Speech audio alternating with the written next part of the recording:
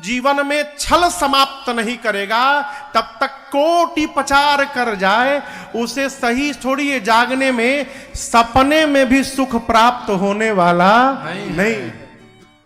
ये कोटि प्रचार का है महाराज। भगवान के पूजा की सबसे छोटी विधि का नाम है पंचोपचार।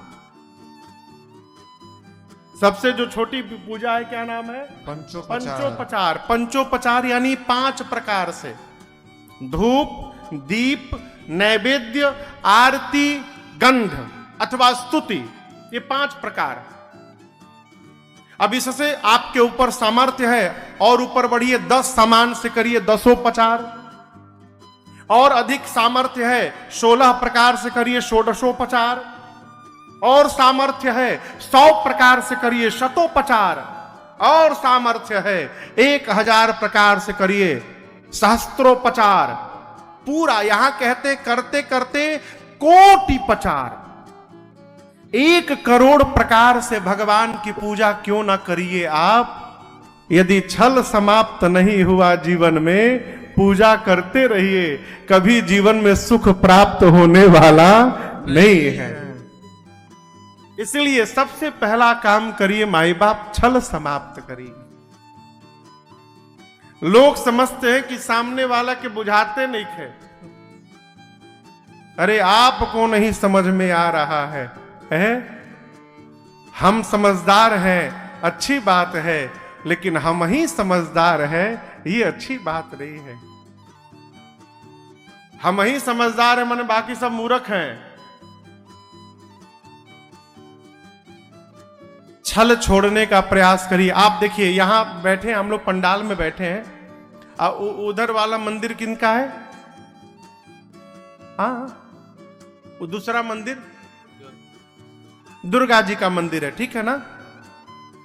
अब यहां से दुर्गा जी के मंदिर तक 0 0 लिखते जाइए। यहां से दुर्गा जी के मंदिर तक धरती पर 0 0 लिखते जाइए, कितना होगा?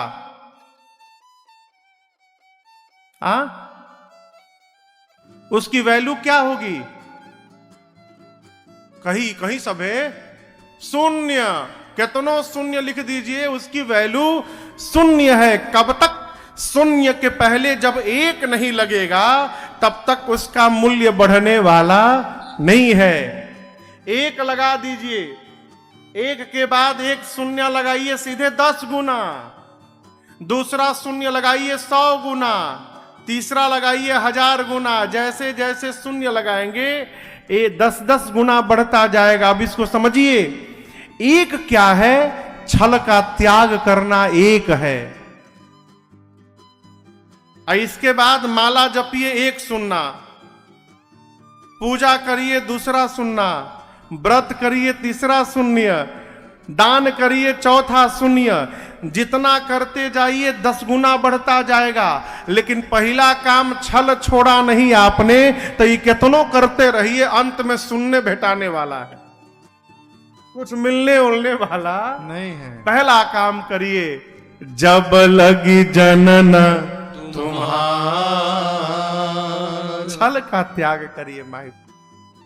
छल समाप्त हो जाए, सरल व्यवहार नहीं है माई बाप, असंभव भी नहीं है। सदगुरु की शरण में रहिए, सदगुरु की आज्ञा का पालन करते रहिए। धीरे धीरे एक न एक दिन छल रहित हो जाएंगे हम और आप। भरद्वाज जी ने भगवान के चरणों में प्रेम मांगा है। परस्पर राम जी और भरद्वाज जी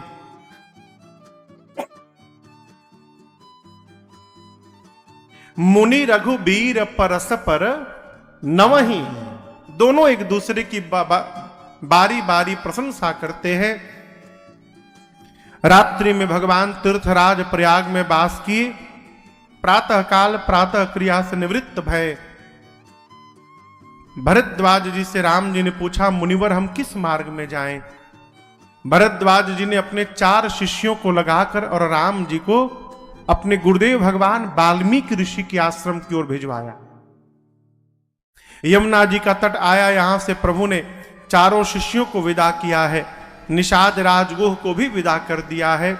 और राम जी अब वहां से सीता जी लक्ष्मण जी के साथ अकेले चल पड़े। मार्ग में बनवासी, जंगली, आदिवासी कोलभील मिलते हैं।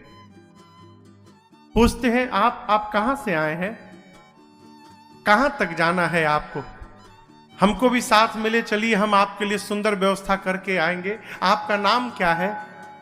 जो मिल रहा है वही पूछ रहा है। अरे कहवा से अइला धनुर्धर बटोही,